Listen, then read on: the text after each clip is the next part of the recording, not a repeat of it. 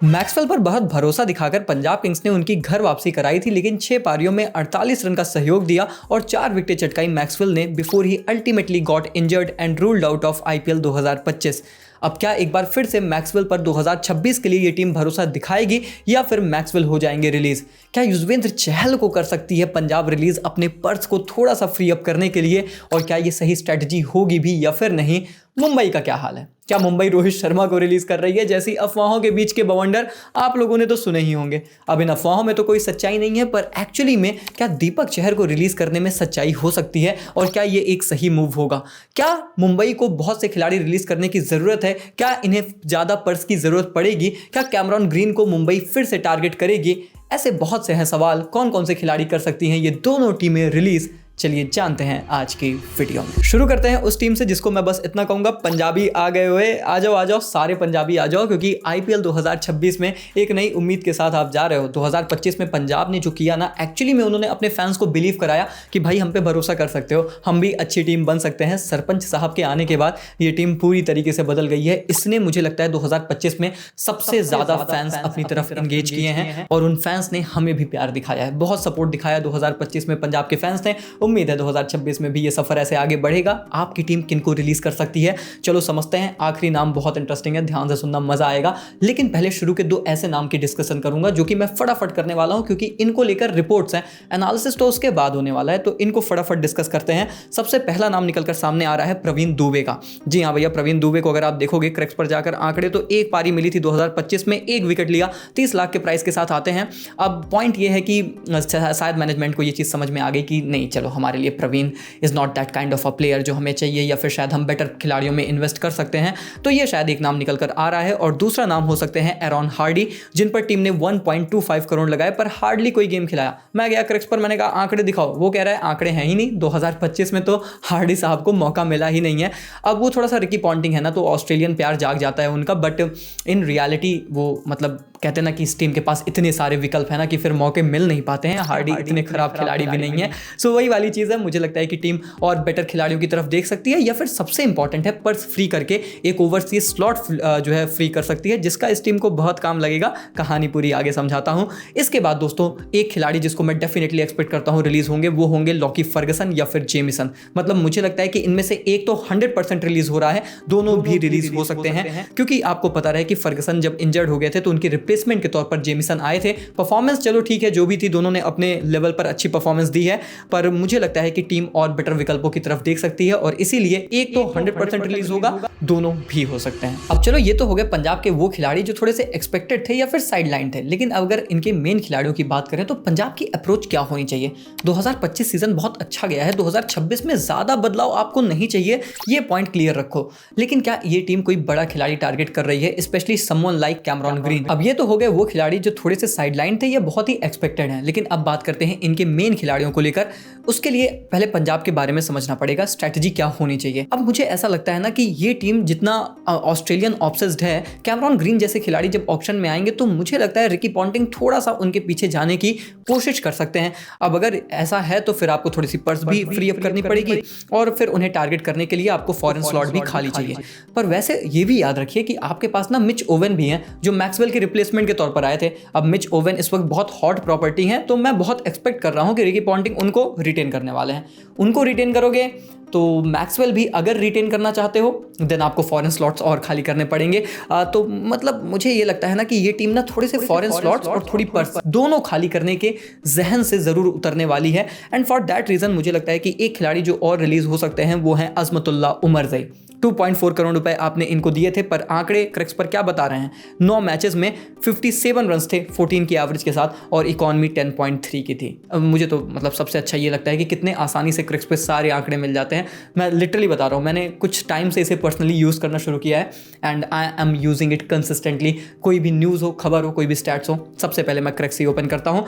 लेकिन क्या ओपन करेगी पंजाब किंग्स ये पैंतरा कि भैया उमरजई को रिलीज़ किया जाए? मुझे लगता है किया जा सकता है, क्योंकि आंकड़े तो एटलीस्ट उनके पक्ष में गवाही नहीं देते हैं। एंड आपने ना मिच ओवन जैसे खिलाड़ी और थोड़े से ऑलराउंडर्स में अगर आप इन्वेस्ट करना चाहते हो, स्पेशली कैमरॉन ग्रीन, याद रखना कैमरॉन ग्रीन सेम वही काम ऑलमोस्ट इस टीम के लिए करेंगे जो उमरजई करते हैं, बस वो थोड़ा सा सस्ते में कर रहे थे, कैमरॉन ग्रीन महंगे में करेंगे। अब अगर इस टीम के पास उतनी पर्स रहती ही नहीं है तो फिर तो कोई बात नहीं है, then you have to go with Mitch Owen और ऐसे ही किसी विकल्प के साथ। लेकिन अगर ऐसा नहीं है and you want to go with the bigger purse, तो मुझे लगता है कि फिर इधर रिलीज हो सकता है। और मतलब अगर आप ना भी टारगेट करो ग्रीन को, फिर भी मुझे लगता है उमरजई रिलीज हो सकते हैं। एंड देन बात कर लेते हैं most expected name Glenn Maxwell की। 4.2 करोड़ रुपीस आपने दिए थे, परफॉर्मेंस बल्ले के साथ नहीं आई। 6 मैचेस आपके लिए खेले, उसमें परफॉर्मेंस नहीं I before he got injured. गेंद के साथ जरूर परफॉर्म किया था, फील्डिंग में आपके लिए कंट्रीब्यूट करते हैं, 3 डायमेंशनल प्लेयर हैं, इसलिए फायदा होता है कि कहीं ना कहीं तो कंट्रीब्यूशन आता है। बट जिसके लिए आपने मेजरली साइन किया था कि बल्ले के साथ आपको मैच जिताएंगे, दैट डिड नॉट हैपेंड। अब देखिए ये इस टीम पर है कि क्या ये मैक्सवेल पर एक बार फिर से भरोसा जताते हैं, नहीं जताते हैं। मुझे तो लगता है रिलीज भी किए जा सकते हैं, रिटेन भी किए जा सकते हैं, मामला थोड़ा सा 50-50 सा है। आई वुड पर्सनली रिटेन, क्योंकि उतना बड़ा प्राइस टैग नहीं है कि मैक्सवेल पर बहुत प्रेशर हो प्राइस टैग का। So for that reason might be retained, क्योंकि ऑक्शन में गए तो मतलब मैक्सवेल एक ऐसी खिलाड़ी है ना कि सभी टीमों को पता है कि मतलब आग से खेल रहे हैं, पर खेलना सबको है। सो फॉर दैट रीजन मुझे लगता है मैक्सवेल कुड पोटेंशियली भी रिटेन्ड, पर रिलीज भी किए जा सकते हैं।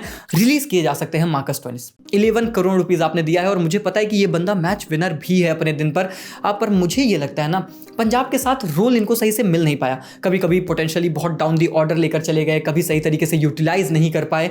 पोटेंशियली तो मुझे लगता है कि जो इनके पास ताकत है वो बहुत ज़्यादा है, पर टीम यूटिलाइज नहीं कर पा रही पंजाब की। तो उसके लिए या तो फिर आप अपने कॉम्बिनेशन को फिक्स करेंगे, कुछ ज़्यादा रिलीजेस करके, रिटेंशंस करके, कुछ मतलब इंडियन ऑप्शंस को इधर उधर करके आप स्टोइनिस को सही तरीके से यूटिलाइज करेंगे, या फिर आप उनको रिलीज करके बाईबैक करने की कोशिश करेंगे विथ अ चीपर प्राइस।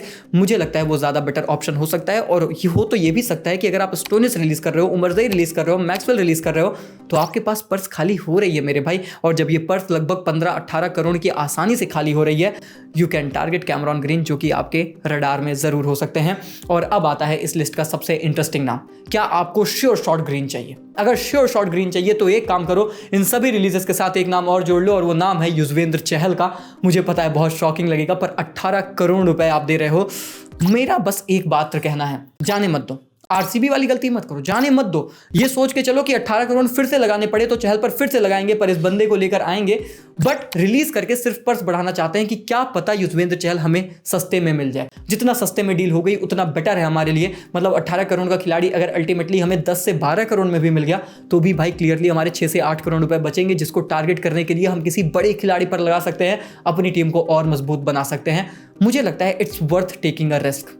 मुझे नहीं लगता कि 18 करोड़ के ऊपर चहल चले जाएंगे अनटिल एंड अनलेस की कोई टीम जानबूझकर आपका प्राइस बढ़ाना चाहती है, क्योंकि उसे लगता है कि आप चहल खरीदोगे तो वो जबरदस्ती प्राइस बढ़ा रही है तो आप हट जाओ, उसके टीम में चले जाएंगे, अंत बरंते उनका लॉस होगा। और मुझे लगता है कि कोई टीम इतना ज़्यादा रिस्क नहीं लेगी। यहाँ पर आप एक कहते हैं ना, वही बात है कि पंटर है इस टीम के साथ, जैसे अमेरिकी पॉन्टिंग कहते हैं, वो थोड़ा सा मतलब रिस्क लेते हैं। अगर आप यहाँ पर रिस्क ले सकते हो तो ये आपके लिए एक बहुत बेहतरीन मूव हो सकता है। रिस्क है पर रिवॉर्ड है। पर पंजाब के फैंस का क्या ख्याल है मुझे कमेंट्स में जरूर बताइएगा। मुझे लगता है ये हो सकती है possible release player list of Punjab. ये रिलीज होंगे, इनमें से सारे रिलीज होंगे मैं नहीं कह सकता। मुझे लगता है कि ये डिपेंड करेगा कि पंजाब कितने हद तक डेस्परेट है बड़े खिलाड़ी लाने के लिए या फिर रिस्क लेने के लिए। बाकी इस टीम के पास एक अच्छे यूनिट की कोई कमी नहीं है। अपना कोर यूनिट इस टीम को डेफिनेटली रिटेन करना चाहिए। बहुत से लोग तो मार्को यानसन का भी नाम ले रहे थे, पर मुझे लगता है कि नहीं, टीम उनके साथ कंटिन्यू कर सकती है and these could be the possible release players. हालांकि इसमें कुछ डोमेस्टिक नाम अगेन हो सकते हैं जो सब टीमों में होते हैं, मौका नहीं मिलता है, पर उस पर अपन ज्यादा कमेंट नहीं करेंगे। और अब हम आगे बढ़ते हैं, बात करते हैं 5 time IPL champion Mumbai Indians team के पॉसिबल रिलीज प्लेयर लिस्ट के बारे में। और मैं आपको बता दूं उसमें रोहित शर्मा का नाम नहीं है। इन अफवाहों से जूझना बंद कर दीजिए। हर कोई बता रहा था रोहित के तो रिलीज हो जाएंगे, जा रहे हैं केकेआर टीम में। ऐसा कुछ भी नहीं है मेरे भाई, अफवाहें बहुत उड़ती रहती हैं। पर अगर आपको सही और रिलायबल खबरें चाहिए रहती हैं तो आपको पता है कि क्रिक पॉइंट ही एक जरिया है आपके लिए। मतलब एकमात्र नहीं है, और भी बहुत सारे अच्छे लोग हैं, पर हम भी हो सकते हैं। उसके लिए आपको वीडियो को लाइक करके चैनल को सब्सक्राइब करना है, फैमिली का हिस्सा बनना है। और मैं आपको बता दूं कि अगर आप सीएसके के फैन हो, संजू सैमसन के फैन हो, तो बहुत बड़ी ब्रेकिंग हाल फिलहाल में आई है, जिसको हमने हमारे टेलीग्राम चैनल पर कवर किया है। लिंक आपको डिस्क्रिप्शन और कॉमेंट बॉक्स में मिलेगा, जरूर जाकर चेकआउट करिएगा। आखिर क्या बवाल वहां पर चल रहा है, बवाल थमने का नाम नहीं ले रहा।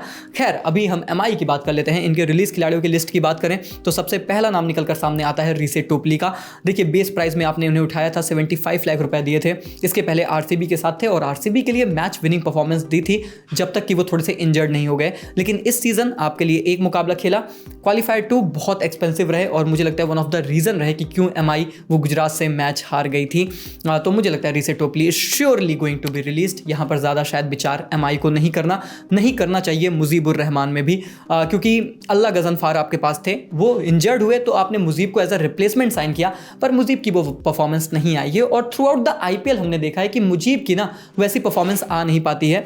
तो मुझे लगता है कि वो रिलीज हो जाएंगे और क्योंकि आपके पास ऑलरेडी अल्लाह गजनफार हैं जिनमें इन्वेस्ट करना चाहिए। बहुत से लोगों का ये मानना है कि नहीं इसको भी रिलीज कर देना चाहिए, but I think he has got the potential. अब ये है कि एमआई वो ना प्लेइंग 11 में स्लॉट इन नहीं कर पाती फॉरेन प्लेयर्स, क्योंकि ऑप्शंस इनको थोड़े से परेशान करते हैं। तो अगर वो दिक्कत है तो मे बी आप रिलीज कर सकते हो, क्योंकि पैसे तो आप लगभग 4-5 करोड़ के आसपास दे रहे हो। So for that reason may be you will release अल्लाह एज वेल, बट मेरा पॉइंट ऑफ व्यू ये है कि गजनफर आपके लिए खेलने चाहिए, मुजीब को आप रिलीज कर सकते हो। और इसके बाद नंबर 3 पर आती है वो हॉट प्रॉपर्टी जिसको लेकर एमआई बहुत कॉन्फिडेंट था कि हम एक ऐसा डिस्ट्रक्टिव ट्रियो बना रहे हैं जिसको बीट करना बहुत सी टीमों के लिए मुश्किल होगा, पर ऐसा हुआ नहीं। 2025 में हमने देखा टीमों ने बहुत आसानी से इस टीम की गेंदबाजी यूनिट को डोमिनेट किया। मैं बात कर रहा हूं बुमराह, बोल्ट और चहर के ट्रियो की, और मुझे लगता है कि ये ट्रियो इसी साल टूट जाएगा। दीपक चहर पोटेंशियली रिलीज हो सकते हैं क्योंकि आपने इन्हें 9.25 करोड़ रुपए की भारी रकम दी है, पर परफॉर्मेंस ये थी कि 14 मुकाबलों में आपके लिए 11 विकेट चटकाई, इकॉनमी थी 9.17 की, थोड़ा सा इकॉनमी हाइयर साइड पे थी, विकेट थोड़ी सी कम चटकाई, पर उससे भी ज़्यादा आप सबसे बेस्ट इनको यूटिलाइज सिर्फ पावर प्ले में कर पा रहे थे। उसके बाद इनके यूटिलाइजेशन पर बहुत भारी डाउट है और ऐसे काम नहीं चलेगा। वो शुरू के 2 ओवर के लिए आप किसी खिलाड़ी को 10 करोड़ की रकम देना, that does not make a lot of sense. तो मुझे लगता है कि Deepak Chahar could potentially be released और ये टीम रिलीज करेगी थोड़ा सा पर्स फ्री अप करने के लिए। और इसीलिए अगर मैं एमआई की बात करूं तो इनकी स्ट्रेटजी क्या होने वाली है, मुझे लगता है कि ये ज़्यादा कोई पर्स रिलीज नहीं करेंगे क्योंकि इनके पास बहुत स्ट्रॉन्ग स्क्वाड है। पंजाब के पास भी बहुत स्ट्रॉन्ग स्क्वाड है, बट वो रिलीज कर सकते हैं क्योंकि मुझे लगता है उनका कैमरॉन ग्रीन के लिए झुकाव थोड़ा सा ज़्यादा होगा।